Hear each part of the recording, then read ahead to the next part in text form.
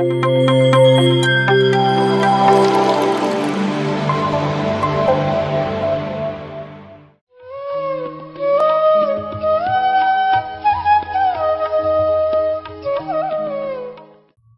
ಹೆಸರು ಲೀಲಾವತಿ.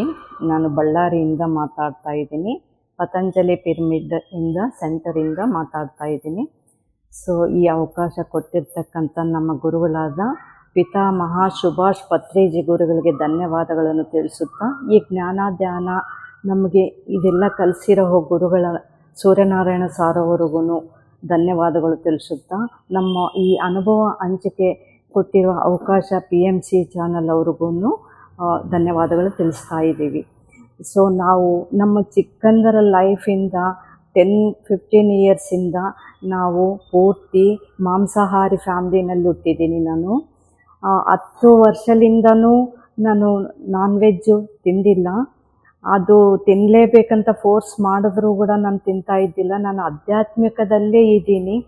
ಚಿಕ್ಕ ವಯಸ್ಸಲ್ಲಿಂದನೂ ನನಗೆ ಇದು ಬಂದುಬಿಟ್ಟಿದೆ.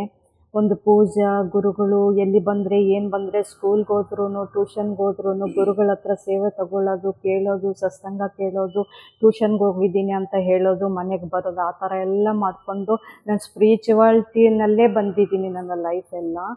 ಸೊ ನನ್ನ ಮನೆಯಲ್ಲಿ ಎಷ್ಟು ಫೋರ್ಸ್ ಮಾಡಿ ನನಗೆ ತಿನ್ನಿಸ್ಬೇಕು ಅಂತ ಎಷ್ಟು ಹಿಂಸೆ ಮಾಡಿದ್ರೂ ನಾನು ಆವತ್ತೊಂದು ದಿನ ಎಲ್ಲ ಪಕ್ಕದ ಮನೆಯಲ್ಲಿ ಹೋಗಿ ಊಟ ಮಾಡ್ತಾಯಿದ್ದೆ. ಅದು ಅವರು ಏನು ತಿಂದಿರೋದೋ ಅದೆಲ್ಲ ನಮ್ಮ ಫಾದರಿಂದ ನಾನು ಆ ದುಡ್ಡು ಇಸ್ಕೊಂಡು ಮಕ್ಕಳಿಗೆಲ್ಲ ದಾನ ಧರ್ಮವಾಗಿ ಹಂಚ್ತಾ ಇದ್ದೆ. ನನಗೆ ಆ ಸ್ವಭಾವ ಚಿಕ್ಕಂದ್ರಿಂದ ಬಂದಿದೆ. ಸೊ ಅದು ಆದಮೇಲೆ ನನ್ನ ಜೀವನ ಎಲ್ಲ ತುಂಬ ಅದ್ಭುತವಾಗಿಯೇ ನಡೆದಿದೆ. ನಮ್ಮ ಮಗನ ಮದುವೆ ಮಾಡಬೇಕಂದ್ರೂ ಅತ್ಯಂತ ಅದ್ಭುತವಾಗಿ ಒಂದು ಮೆರಾಕಲಿಂದನೇ ಬರ್ತಾಯಿದೆ. ನಾನು ಪಾರಾಯಣ ಮಾಡೋದು, ಭಜನೆ ಕೇಳೋದು, ದೇವಸ್ಥಾನಗಳಿಗೆ ಹೋಗೋದು, ಪೂಜಾ ಪುನಸ್ಕಾರಗಳೆಲ್ಲ ಮಾಡೋದು ತುಂಬ ಹುಚ್ಚು ಇತ್ತು ನನಗೆ ಚಿಕ್ಕಂದ್ರಿಂದನೂ. ಅದೇ ದಾರಿನಲ್ಲೇ ಬಂದಿದ್ದೀನಿ. ಈಗಲೂ ನನಗೆ 2018 ಅಲ್ಲಿಂದ ನನಗೆ ಧ್ಯಾನ ಸಿಕ್ಕಿದೆ. ಒಂದು ಹನುಮಂತರಾವ್ ಸಾರ್ ಅವ್ರ ಮನೇಲಿ ನಾವು ರೆಂಟ್ಗಿದ್ವಿ. ಅವರು ಇಷ್ಟೆಲ್ಲ ನೀವು ಮಾಡ್ತಾಯಿದ್ದೀರಾ, ಈಗ ಧ್ಯಾನ ಮಾಡ್ಬೋದಲ್ಲ ಅಂತ ನಮಗೆ ಸ್ವಲ್ಪ ಸಾರ್ ಅವರು ಹೇಳಿದ ಮೇಲೆ ಧ್ಯಾನದ ಕಡೆ ಗಮನ ಕೊಟ್ವಿ. ಧ್ಯಾನ ಹೇಗಿದೆ ಅಂದರೆ, ನಾವು ಸ್ಟಾರ್ಟ್ ಮಾಡಿರುವಾಗಲಿಂದನೂ ತುಂಬ ಅತ್ಯಂತ ಅದ್ಭುತವಾಗಿ ಮೆರಾಕಲ್ಸೇ ನಡೀತಾ ಇದೆ. ಅನುಭವಗಳು ಬರ್ತಾ ಇದೆ. ನಾವು ಅನುಭವ ಜ್ಞಾನನೂ ಹಂಚುತ್ತಾ ಇದ್ದೀವಿ. ಎಂಥ ಅನುಭವಗಳಂದರೆ ಅವು ಶೇರ್ ಮಾಡ್ಕೋಬೇಕಂತ 1-2 ಅನುಭವಗಳನ್ನ ಹೇಳ್ತಾ ಇದ್ದೀನಿ. ನಾವು ಮನೆ ಹತ್ರ ಒಂದು ಗಿಡ ಮರ ಪ್ರಕೃತಿ ಅಂದ್ರೂ ಇಷ್ಟ ನಮಗೆ. ಭೂಮಾತೆ ಅಂದ್ರೂ ತುಂಬಾ ಇಷ್ಟ. ಸೊ ಪ್ರಕೃತಿ ಮಾತಾ ನಾವು ಏನು ಕೊಟ್ಟರೆ ಮತ್ತೆ ಬದಲಾಗಿ ನಮಗೂ ಅದೇ ಸಿಗುತ್ತೆ ಅಂತ ಅದ್ಭುತವಾದ ಪ್ರಕೃತಿ ಮಾತೆಗೆ ಕೂಡ ನಾವು ಧನ್ಯವಾದಗಳು ತಿಳಿಸ್ತಾ ಇದ್ದೀನಿ. ಸೊ ನಾನು 2 ಇಯರ್ಸ್ ಏನು ಮಾಡಿದ್ದೀನಿ, ಮನೆ ಮುಂದೆ ಒಂದು ಸಪೋಟ ಹಣ್ಣಿನ ಗಿಡ ಇತ್ತು. ಅದು ಏನು ಎಷ್ಟು ದೊಡ್ಡ ಮರ ಆಗಿದೆ. ಆದರೂ ಕಾಯಿ ಇಲ್ಲ, ಬಿಂದೆ ಇಲ್ಲ, ಹೂವು ಇಲ್ಲ, ಹಣ್ಣಿಲ್ಲ, ಏನೂ ಇಲ್ಲ. ಅದನ್ನು ಕಡಿಲೇಬೇಕು ಅಂತ ತುಂಬಾ ಟ್ರೈ ಮಾಡಿ ಎಷ್ಟೋ ಸಾರಿ 2-3 ಸಾರಿ ಕಡಿದಿದ್ದಾರೆ. ಅದು ಆದಮೇಲೆ ನಾನು ಪ್ರಕೃತಿಗೆ ಸ್ವಲ್ಪ ಕನೆಕ್ಟ್ ಆಗಿದ್ದೆ.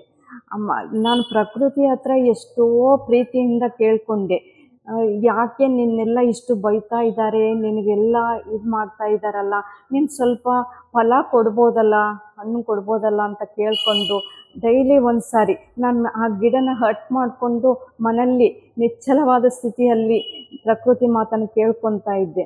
ಅದು ನಾನು ಮಾಡ್ತಾ ಅದು ಏನಾಯಿತೋ ಏನೋ 1 ವರ್ಷ ಸ್ವಲ್ಪ ಹಣ್ಣು ಬಿಡ್ತು. ಮತ್ತು ಬರ್ತಾ ಗಿಡ ತುಂಬ ಹಣ್ಣು ಆಗ್ತಾ ಇದೆ ಈಗ.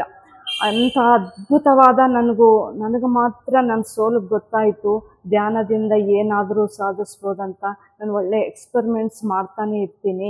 ಪ್ರತಿಯೊಂದು ಗಿಡನ ನಾವು ಹಟ್ ಮಾಡಿಕೊಂಡ್ರೆ ಅದು ಫ್ರೆಶ್ ಆಗಿ ಬರುತ್ತೆ. ಪಾಸಿಟಿವ್ ಥಿಂಕಲ್ಲಿ ಇರಬೇಕು. ನೆಗೆಟಿವ್ ಥಿಂಕಲ್ಲಿ ಏನು ಮಾಡಿದ್ರೂ ನಮ್ಗೆ ಸಕ್ಸಸ್ ಆಗೋಲ್ಲ, ಎಲ್ಲ ಫೇಲ್ಯೂರಿನೇ ಆಗ್ತಾ ಇರ್ತಾವೆ. ನಾವು ಇಡೋ ಥಾಟ್ಸ್ ಕೂಡ ಒಳ್ಳೆ ಥಾಟ್ ಇಡಬೇಕಾಗುತ್ತೆ. ಒಳ್ಳೆಯದಾಗಲಿ, ಯಾರಿಗಾದರೂ ಏನು ತಪ್ಪು ಮಾಡಿದ್ರೂ ಸಾರಿ ಹೇಳೋಣ, ಏನಾದರೂ ಕೊಟ್ಟರೆ ಕೃತಜ್ಞತಾ ಥ್ಯಾಂಕ್ ಯು ಅಂತ ಹೇಳೋಣ.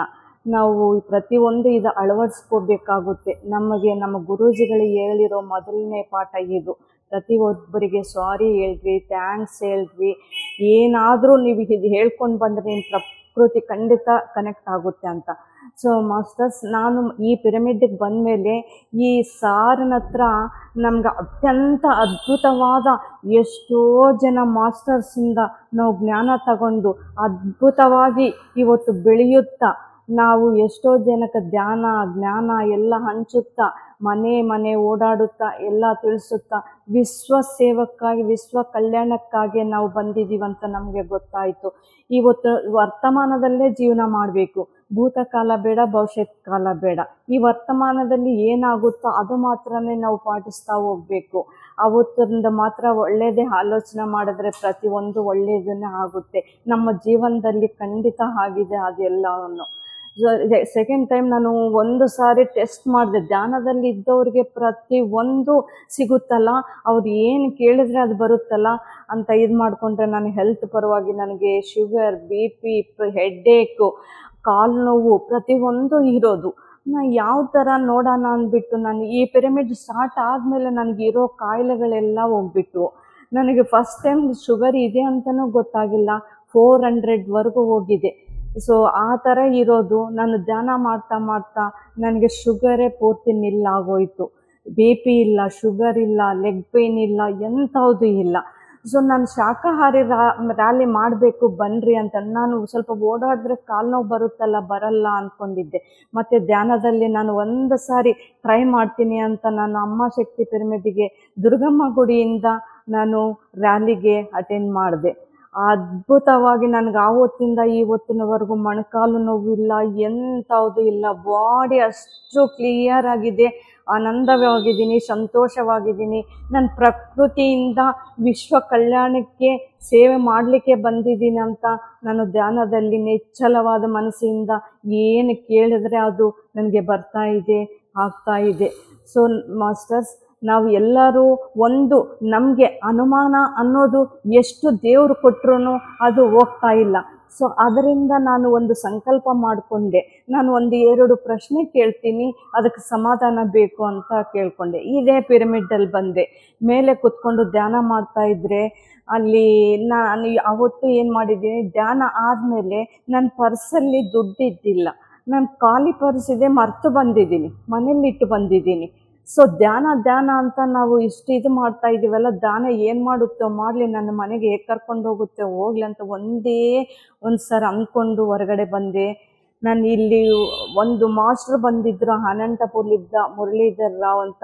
ಅವರು ಭಗವದ್ಗೀತಾ ಬುಕ್ಸ್ ಎಲ್ಲ ಸೇಲ್ ಮಾಡಲಿಕ್ಕೆ ಇಲ್ಲಿ ತಂದಿದ್ದರು. ಸೊ ಆ ಬುಕ್ಸು ನಾನು ಸೇಲ್ ಮಾಡಿದ್ದೆ. ಅದರಲ್ಲಿ ಒಂದು ಬುಕ್ಕು ಯಾರಿಗೋ ಕೊಟ್ಟಿದ್ದೆ, ಅವರು ನನಗೆ ದುಡ್ಡು ಕೊಟ್ಟಿದ್ದಿಲ್ವಂತೆ.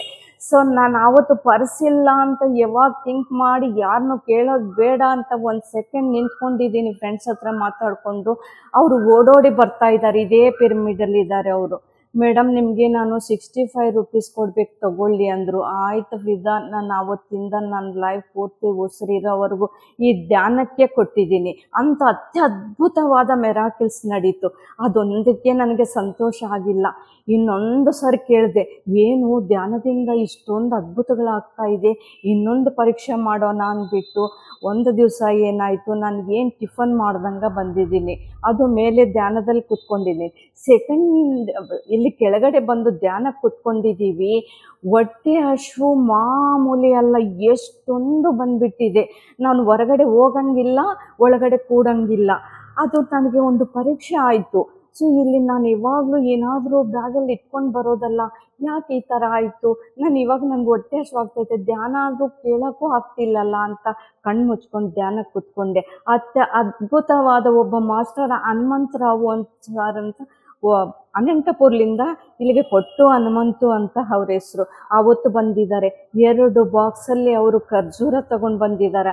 ಅದೆಲ್ಲ ನನಗೆ ಗೊತ್ತಿಲ್ಲ. ಅವತ್ತು ಕೂತ್ಕೊಂಡಿದ್ದೀನಿ, ನಾನು ಏನು ಕೇಳ್ಕೊಂಡಿದ್ದೀನಿ, ನನಗೆ ಈಗ ಟಿಫನ್ ತಿಂದು ಬಂದಿಲ್ಲ, ಹೊಟ್ಟೆ ಹಸಿವಾಗ್ತೈತೆ, ಎಲ್ಲಿಂದ ಬರುತ್ತೆ ನೋಡೋಣ ಅಂದ್ಕೊಂಡು ಥಾಟ್ ಮಾಡ್ಕೊಂಡು ನಾನು ಧ್ಯಾನ ಮಾಡ್ದಂಗೆ ಈ ಥಾಟಲ್ಲಿ ಕೂತ್ಕೊಂಡಿದ್ರೆ ಅವ್ರು ಮೇಡಮ್ ಎಲ್ಲರಿಗೂ 4 ಕೊಡ್ತಾಯಿದ್ರೆ ನನಗೆ 8 ಖರ್ಜೂರ ಕೊಟ್ಟು ತಿನ್ನಿ ಅಂತ ಕೈ ಚಾಸಿ ನನ್ನ ಧ್ಯಾನದಲ್ಲಿ ಎಬ್ಸಿ ಕೊಟ್ಟಿದ್ದಾರೆ ಹನುಮಂತರಾವ್ ಅವರು. ನನಗೆ ಸೆಕೆಂಡ್ ಅದ್ಭುತ ಅಂದರೆ ಮತ್ತೆ ತುಂಬಾ ಸಂತೋಷ ಆಯಿತು.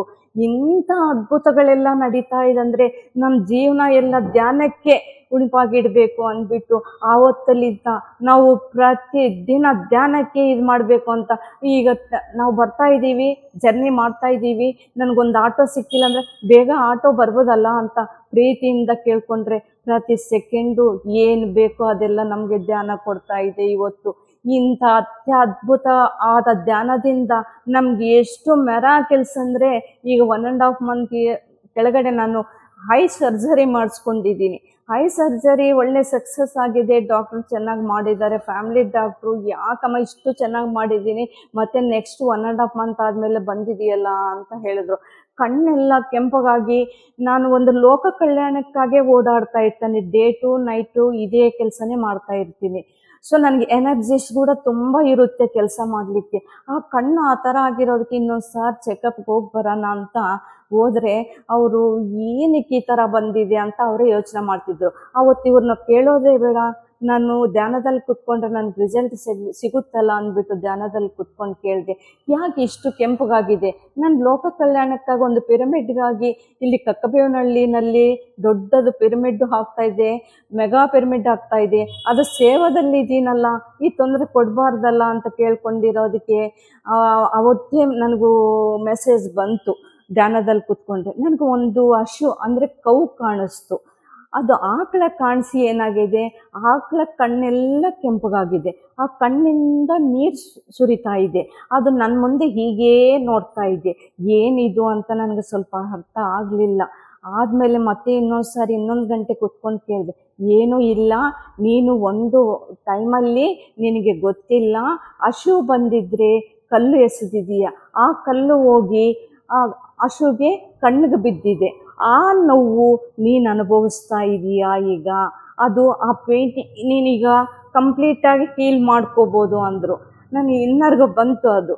ನಾನು 3 ಡೇಸ್ ಅದೇ ಥರ ನನ್ನ ಹಸುಗೆ ಈ ಥರ ಮಾಡಿದ್ದೀನಾ, ನನಗೆ ಗೊತ್ತಿಲ್ವಲ್ಲ, ನೀನು 3 ಡೇಸ್ ಧ್ಯಾನದಲ್ಲಿ ನಾನು ಅದೇ ಥರ ಪೇನ್ ತಗೊಂಡಿದ್ದೀನಿ, ತುಂಬ ನೋವು ಅಂದರೆ ನೋವು, ಡಾಕ್ಟ್ರ್ ಕೊಟ್ಟಿರೋ ನಾನು ಡ್ರಾಪ್ಸೂ ಹಾಕಿಲ್ಲ, ಸರಿ ನಾನು ಅದಕ್ಕೆ ಹಸು ಕೊಟ್ಟಿದ್ದೀನಲ್ಲ ಆ ಪೇನ್ ಏನು ನಾನೇ ಅನುಭವಿಸ್ತೀನಿ ಅಂತ 3 ಡೇಸ್ಗೆ ಅಷ್ಟು ಕ್ಲಿಯರ್ ಆಗೋಯಿತು. ನನ್ನ ಯಥಾ ಪ್ರಕಾರ ಮತ್ತೆ ಇದೇ ವರ್ಕ್ಗೆ ಕೆಲಸ ಮಾಡಲಿಕ್ಕೆ ಹೋದೆ. ಇಂಥ ಅದ್ಭುತಗಳು ಎಷ್ಟಂದರೆ ಅಷ್ಟು ಈ ಧ್ಯಾನದಿಂದ ನಮಗೆ ನಡೀತಾ ಇದೆ. ಅತ್ಯಂತ ಅದ್ಭುತವಾಗಿ ಸ್ಕೂಲುಗಳಿಗೆಲ್ಲ ಹೋಗ್ತಾ ಇದ್ದೀವಿ, ಪಿರಮಿಡ್ಗಳಿಗೆಲ್ಲ ಮನೆಗೂ ಹೋಗಿ ಧ್ಯಾನ ತಲುಪಿಸ್ತಾ ಇದ್ದೀವಿ, ಪಾಂಪ್ಲೆಟ್ಸ್ ಹಂಚ್ತಾ ಇದ್ದೀವಿ, ನೀವು ಧ್ಯಾನ ಮಾಡಿರಿ ಅಂತ ಎಷ್ಟು ಓಡಾಡ್ತಾ ಇದ್ದೀವಿ, ಸೇವೆ ಸಲ್ಲಿಸ್ತಾ ಇದ್ದೀವಿ. ಈ ಸೇವೆಗೆ ನಾವು ಹುಟ್ಟಿ ಬಂದಿದ್ದೀವಿ. ನಮ್ಮ ಜನ್ಮ ತೊಗೊಂಡಿದ್ದೇವೆ ಈ ಸಂಕಲ್ಪ. ನಾವು ಚಿಕ್ಕಂದ್ರಿದ್ದ ನೋಡ್ರಿ, ಅಲ್ಲಿ ನಾನ್ ವೆಜ್ ತಿನ್ನೋ ಫ್ಯಾಮ್ಲಿನಲ್ಲಿ ಬಂದಿದ್ದೀನಿ, ಇಲ್ಲಿ ನೋಡ್ರಿ ನಾನ್ ವೆಜ್ ತಿನ್ನಬೇಡ್ರಿ ಅಂತ ಶಾಖಾಹಾರ ರ್ಯಾಲಿಗಳು ಮಾಡ್ತಾ ಇದ್ದೀವಿ. ನಮ್ಗೆ ಅದಕ್ಕೂ ಇದಕ್ಕೂ ಈಕ್ವಲ್ ಆಯಿತು. ನಾವು ಬಂದಿರೋದು ಲೋಕ ಕಲ್ಯಾಣ ಸೇವೆ ಮಾಡಲಿಕ್ಕೆ ಬಂದಿದ್ದೀವಿ. ಅತ್ಯಂತ ಅದ್ಭುತವಾಗಿ ನನ್ನ ಆರೋಗ್ಯವಿದೆ. ಈಗ ಚಿಕ್ಕ ಮಕ್ಕಳಿಗೆಲ್ಲ ಪ್ರತಿ ಟೈಮು ನಾವು ಧ್ಯಾನ ಹೇಳ್ಕೊಡ್ತಾ ಇದ್ದೀವಿ. ಧ್ಯಾನ ಆನಂದದಲ್ಲೇ ಇದ್ದೀವಿ. ಆನಂದ ಪರಮಾನಂದ, ಅಷ್ಟು ಆನಂದದಲ್ಲಿ ಜೀವನ ಕಳೀತಾ ಇದೆ.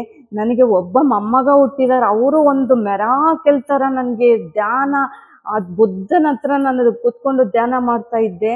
ಅವ್ರಿಗೆ ಸಿಸೇರಿಯನ್ ಆಗುತ್ತೆ, ನಾರ್ಮಲ್ ಡೆಲಿವರಿ ಆಗಲ್ಲ ಅಂತ ಎಷ್ಟೋ ಜನ ಡಾಕ್ಟರ್ಸ್ ಹೇಳಿ ಅದು ನಮಗೆ ತಿಳಿಸಿದ್ರು. ಆಗೋದೇ ಇಲ್ಲ, ನಾನು ಧ್ಯಾನದಲ್ಲಿದ್ದೀನಿ, ಆಗಲ್ಲ, ಸಿಸೇರಿಯನ್ನೇ ಆಗಬೇಕು ಅಂತ ಡಾಕ್ಟರ್ಸ್ ಎಲ್ಲ ಹಠ ಮಾಡ್ತಾ ಇದ್ದಾರೆ ಅಂತ ಫೋನ್ ಬಂತು. ನಾನು ಆ ಫೋನ್ ರಿಸೀವ್ ಮಾಡಿಲ್ಲ, ಧ್ಯಾನದಲ್ಲಿ ಕೂತ್ಕೊಂಡಿದ್ದೆ. ಒಂದು 15 ನಿಮಿಷ ಆದಮೇಲೆ ಅವ್ರಿಗೆ ಇಲ್ಲ ನಾರ್ಮಲ್ ಡೆಲಿವರಿ ಆಯಿತು, ಬುದ್ಧನ ಕೇಳ್ಕೊಂಡೆ, ನನಗೆ ಯಾವ ಕಷ್ಟ ಕೊಡಬೇಡ ಅಂತ. ಅಷ್ಟೇ ಆಯಿತು, ಅವ್ರಿಗೆ ನಾರ್ಮಲ್ಲೇ ಆಯಿತು. ಡಾಕ್ಟರ್ಸ್ ಹೇಳಿದ್ದೆಲ್ಲ ಫೇಲ್ಯೂರ್ ಆಯಿತು. ಸೊ ಪ್ರತಿ ಒಂದು ಸಕ್ಸಸ್ಸು, ಪ್ರತಿ ಒಂದು ಗಂಟೆನೂ ನಾವು ನೋಡ್ತಾ ಇದ್ದೀವಿ. ಮಾಸ್ಟರ್ಸ್ ಎಲ್ಲರೂ ಧ್ಯಾನ ಮಾಡಿರಿ, ಜ್ಞಾನ ಪಡ್ಕೊಳ್ರಿ, ಅದನ್ನೆಲ್ಲ ಅನಿಸ್ತಾ ಇರ್ರಿ, ಪಿರಮಿಡ್ಗಳಲ್ಲಿ ಧ್ಯಾನ ಮಾಡಿರಿ. 3 ಪಟ್ಟು ನಮಗೆ ಅತ್ಯಂತ ಅದ್ಭುತವಾದ ಶಕ್ತಿ ಪಿರಮಿಡ್ಡಿಂದನೇ ಸಿಗ್ತಾ ಇದೆ. ನಾವು ಮಾಡಬೇಕು ಸೇವಾ ಕಾರ್ಯಕ್ರಮಗಳು ಅದ್ಭುತವಾಗಿ ಮಾಡಬೇಕು. ನಮ್ಮಲ್ಲಿ 10 ರೂಪಾಯಿ ಇದ್ದರೆ ದಾನ ಮಾಡಬೇಕು, ಅದು ನಮಗೆ ನೆಕ್ಸ್ಟ್ 20 ರೂಪಾಯಿ ಆಗಿ ಬರುತ್ತೆ. ನಾವು ಏನಿದ್ರೆ ಅದು ಅನ್ನದಾನ ಆದರೂ, ವಸ್ತ್ರದಾನ ಆದರೂ, ಸ್ವರ್ಣದಾನ ಆದರೂ, ಜ್ಞಾನದಾನ ಅತ್ಯಂತ ಅದ್ಭುತವಾಗಿರೋದು. ಇದನ್ನು ಹಂಚ್ತಾನೆ ಇರಬೇಕು. ನಮ್ಮ ಕೈಯಲ್ಲಿ ಏನಿದ್ರೆ ಅದು ಸೇವಾ ಕಾರ್ಯಕ್ರಮಕ್ಕೆ ಇಡಬೇಕು. ಸೇವಕ್ಕೂ ಧ್ಯಾನಕ್ಕೂ ಈಕ್ವಲ್ ಆಗುತ್ತೆ. ಸೇವೆ ಮಾಡಿದ್ರು ನಾವು ಧ್ಯಾನ ಮಾಡ್ದಂಗೆ. ಈ ಥರ ಮಾಡ್ತಾನೆ ಹೋಗ್ಬೇಕು. ನಮ್ಗೆ ಈ ಧ್ಯಾನ ಇವಾಗ ಸಿಕ್ಕಿದೆ ಅಲ್ಲ, ನಾವು ಹಿಂದೆ ಗತ ಜನ್ಮದಲ್ಲಿ ಅತ್ಯಂತ ಅದ್ಭುತವಾಗಿ ಸೇವೆಗಳು ಮಾಡಿ ಪೂಜಾ ಪುನಸ್ಕಾರ ಸ್ತೋತ್ರ ಎಲ್ಲ ಜಪ ಪ್ರತಿ ಒಂದು ಮಾಡ್ಕೊಂಡು ಬಂದು ನಾವೆಲ್ಲ ಜನ್ಮಗಳು ಕಳ್ಕೊಂಡು ಒಳ್ಳೆ ಜನ್ಮದಲ್ಲಿ ಇದ್ದೀವಿ. ಇದೇ ಜನ್ಮ ನಮಗೆ ಕೊನೆಯ ಜನ್ಮ ಆಗಬೇಕು, ಮುಕ್ತಿ ಸಿಗಬೇಕು, ಮೋಕ್ಷ ಸಿಗಬೇಕು. ನಾವು ಮಾಡಬೇಕಾಗಿರೋದು ಧ್ಯಾನ, ಜ್ಞಾನ, ಶಾಖಾಹಾರ ರ್ಯಾಲಿ, ಪಿರಮಿಡ್ ರ್ಯಾಲಿ ಪ್ರತಿಯೊಂದು ನಾವು ಎಕ್ಸ್ಪ್ಲೈನ್ ಮಾಡ್ತಾ ಎಲ್ರಿಗೂ ತಿಳಿಸ್ಬೇಕಂತ ನಾನು ಎಲ್ರಿಗೂ ಕೃತಜ್ಞತೆ ತಿಳಿಸುತ್ತಾ, PMC ಕನ್ನಡ ಚಾನಲ್ವರು ಅದ್ಭುತವಾಗಿ ಪ್ರಚಾರ ಮಾಡ್ತಾ ಇವತ್ತು ಔಟ್ಸೈಡ್ ಕಂಟ್ರೀಸ್ ಎಲ್ಲ ಇವತ್ತು ಈ PMC ಇರೋದಕ್ಕೆ ಧ್ಯಾನಕ್ಕೆ ಬಂದಿದ್ದಾರೆ. ಆ PMCಯಿಂದ ಇನ್ನೊಂದು ಅನುಭವ ಹಂಚ್ಕೊಳ್ತೀನಿ. ಈ PMC ಇರೋದಕ್ಕೆ ನಾವು ಮನೆಯಿಂದ ಹೊರಗಡೆ ಬರೋಕ್ಕಾಗಿಲ್ಲ. ಕರೋನಾ ಟೈಮಲ್ಲಿ ಪ್ರತಿ ಒಂದು ಕ್ಲಾಸು ನಮಗೆ ಸೀರಿಯಲ್ ಏನೋ ಗೊತ್ತಿಲ್ಲ, ಪಿಕ್ಚರ್ ಅಂತ ಏನೂ ಗೊತ್ತಿಲ್ಲ. ನಾವು ಪ್ರತಿ ಒಂದು ಕ್ಲಾಸು ಕೇಳಿ ಮಾಸ್ಟರ್ಸದ್ದು ಜ್ಞಾನ ತಗೊಂಡು ನಾವು ಮನೆಯಲ್ಲೇ ರೆಡಿ ಆಗಿಬಿಟ್ಟು PMC ಚಾನಲ್ಗೆ ಯಾವ ಥರ ಕೃತಜ್ಞತೆ ಹೇಳಬೇಕು ಆ ಥರ ಕೃತಜ್ಞತೆ ಹೇಳಲೇಬೇಕು. ನಾವು PMC ಚಾನಲ್ಗೆ ಕೂಡ ನಾವು ಆದಷ್ಟುವರೆಗೂ ಎಲ್ರೂ ಹೆಲ್ಪಿಂಗ್ ಮಾಡಲೇಬೇಕಾಗುತ್ತೆ. ಆ PMC ಚಾನಲ್ದು ಯಾರು ಎಲ್ಲ ಪತ್ರಿ ಸರ್ ವಿಶ್ವ ಚೈತನ್ಯ ನಮಗೆಲ್ರಿಗೂ ಸ್ಪ್ರೆಡ್ ಆಗ್ತಾನೇ ಇದೆ. ಇವತ್ತು ನಾನು ಯಾವಾಗಲೂ ನಾವು PMC ಚಾನಲ್ಗೆ ತುಂಬ ಕೃತಜ್ಞತೆನೂ ಹೇಳಬೇಕು. ಕನ್ನಡ PMC ಚಾನಲ್ಗೆ ಕೃತಜ್ಞತೆ. ಅವರು ಟ್ರಸ್ಟ್ ಬಂದು ಇಷ್ಟೆಲ್ಲ ಸೇವೆ ಹಂಚುತ್ತಾ ನಮ್ಮ ಹತ್ರ ಜ್ಞಾನ ತಗೊಂಡು ಈ ಜರ್ನಿ ಮಾಡ್ತಾ ಇದ್ದಾರಂದರೆ ಎಲ್ಲರೂ ಮಾಸ್ಟರ್ಸ್ಗೆ PMC ಅವ್ರಿಗೆಲ್ರಿಗೂ ತುಂಬ ಹೃದಯದಿಂದ ಧನ್ಯವಾದಗಳು ತಿಳಿಸ್ತಾ ಇದ್ದೀನಿ. ಸೊ ಈ ಅವಕಾಶ ಕೊಟ್ಟು ನಮ್ಮನ್ನು ಈ ದಾರಿಯಲ್ಲಿ ತಗೊಂಡು ಬಂದಿರೋ ಗುರುಗಳಾದ ನಮ್ಮ ಸೂರ್ಯನಾರಾಯಣ್ ಸಾರ್ಗೆ ಶತಕೋಟಿ ವಂದನೆಗಳು ತಿಳಿಸ್ತಾ ಇದ್ದೀವಿ. ಇಲ್ಲಿಗೆ ಬರ್ತಕ್ಕಂಥ ಎಲ್ಲ ಆತ್ಮ ಬಂಧುಗಳಿಗೂ ನಾವು ಕೃತಜ್ಞತೆ ತಿಳಿಸ್ತಾ ಇಷ್ಟರಲ್ಲಿ ಮುಗಿಸ್ತಾ ಇದ್ದೀವಿ masters. Thank you. PMC Kannada channel ಅನ್ನು ಲೈಕ್ ಮಾಡಿ, ಶೇರ್ ಮಾಡಿ, ಸಬ್ಸ್ಕ್ರೈಬ್ ಮಾಡಿ ಮತ್ತು ಮಾಡಿಸಿ. ಎಲ್ಲರಿಗೂ ಧನ್ಯವಾದಗಳು.